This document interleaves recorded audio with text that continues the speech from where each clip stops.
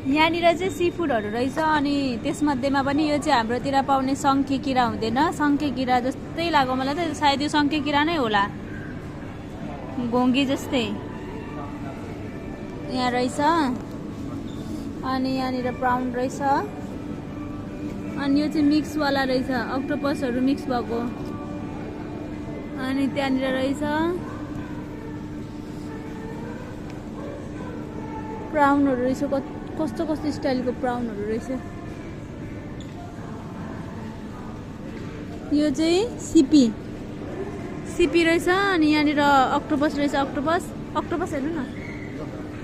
octopus CP हेर्नु न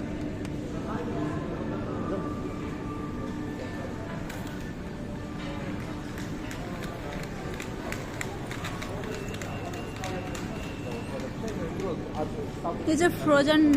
भेजिटेबल्सहरू रहेछ